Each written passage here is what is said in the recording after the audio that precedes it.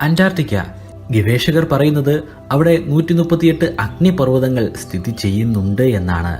അതിൽ 91 മഞ്ഞിന്റെ അടിയിലാണെങ്കിൽ 47 വെളിയിലാണ് സ്ഥിതി ചെയ്യുന്നത്. അന്റാർട്ടിക്കയിൽ സ്ഥിതി ചെയ്യുന്ന എല്ലാ അഗ്നിപർവ്വതങ്ങളും ഒരേ സമയം പൊട്ടിത്തെറിക്കുകയാണെങ്കിൽ ഭൂമിയിൽ വലിയ മാറ്റങ്ങളായിരിക്കും അത് സൃഷ്ടിക്കുക. ഭൂമിയുടെ എല്ലാ ഭാഗങ്ങളും ഇരുണ്ട പുക കൊണ്ട് മൂടപ്പെടുന്നതാണ്. പുകയുടെ കാഠിന്യം കാരണം സൂര്യപ്രകാശം ഭൂമിയുടെ പ്രതലത്തിലേക്ക് എത്തിച്ചേരുന്നില്ല.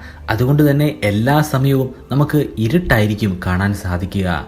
പടിഞ്ഞാറൻ അന്റാർട്ടിക്കയിലാണ് ഇവയുടെ സാന്നിധ്യം കൂടുതലായി ഉള്ളത്. കൂടാതെ അതിന്റെ ഉള്ളിൽ ധാരാളമായി ഐസ് പാളികളുമുണ്ട്. അതുകൊണ്ട് തന്നെ വലിയൊരു അഗ്നിപർവ്വത സ്ഫോടനം സംഭവിക്കുകയാണെങ്കിൽ ആ ഐസ് എല്ലാം ഉരുകി വെള്ളമായി മാറുന്നതാണ്. അതിലൂടെ ഭൂമിയിൽ അടങ്ങിയിരിക്കുന്ന ജലത്തിന്റെ സാന്നിധ്യം ഗണ്യമായി വർദ്ധിക്കുന്നു. അതിനെ തുടർന്ന് സമുദ്രത്തിനോട് ചേർന്ന് കിടക്കുന്ന പല ഭാഗങ്ങളും സമുദ്രത്തിന്റെ അടിയിലായി പോകുന്നതാണ്. അഗ്നിപർവ്വത സ്ഫോടനങ്ങൾ എല്ലായ്പ്പോഴും ലാവയെ വെളിയിലേക്ക് പുറന്തള്ളുന്ന സ്ഫോടനങ്ങളല്ല. ചിലപ്പോഴൊക്കെ ലാവ വന്നില്ല എന്നും വരാം. പക്ഷെ ഒരു കാര്യം ഉറപ്പാണ്, ഗണ്യമായ അളവിൽ വിഷവാതകം വെളിയിലേക്ക് പുറന്തള്ളപ്പെടുന്നതാണ്. അത് കാരണം ആകാശം പൂർണ്ണമായിട്ട് പുക കൊണ്ട് മൂടുകയും സൂര്യപ്രകാശം ഭൂമിയിലേക്ക് എത്തപ്പെടാത്ത ഒരു അവസ്ഥ ഉണ്ടാകുകയും ചെയ്യുന്നു. എന്നതിലുമുപരി വേറെയും ചില പ്രശ്നങ്ങൾ സൃഷ്ടിക്കുന്നുണ്ട്. മനുഷ്യരുൾപ്പെടെയുള്ള എല്ലാ ജീവജാലങ്ങൾക്കും ഗുരുതരമായിട്ടുള്ള ആരോഗ്യ പ്രശ്നങ്ങളായിരിക്കും ഇത് സൃഷ്ടിക്കാൻ പോകുന്നത്. അതിനുമുപരിയായിട്ട് നമ്മുടെ ഭൂമിയുടെ തന്നെ ആഗോള താപനിലയിൽ വലിയ വ്യതിയാനങ്ങൾ വരുത്തുന്നു. നിലവിലുള്ള സാങ്കേതിക വിദ്യകൾ ഉപയോഗിച്ച് മനുഷ്യർ നിരന്തരമായി കാർബൺ ഡൈ ഓക്സൈഡിന്റെ അളവ് കൂട്ടാൻ ശ്രമിക്കുന്നുവെന്നെടുക്കാം.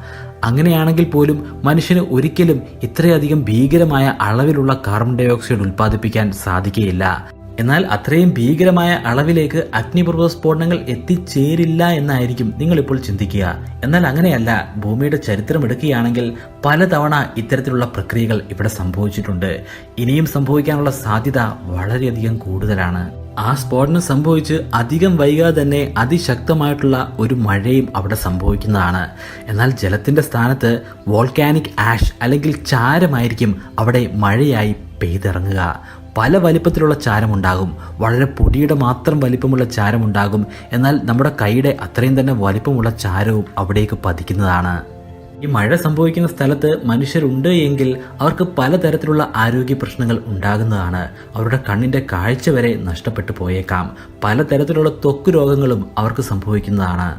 ആ പ്രദേശത്ത് ധാരാളമായി മരങ്ങളും സസ്യങ്ങളും ഉണ്ട് എങ്കിൽ അത് അവയുടെ അന്ത്യമായിരിക്കും. ശക്തമായ ഈ മഴയെ അതിജീവിക്കാനുള്ള ശേഷി അവയ്ക്കില്ല. Subscribe this channel for more videos.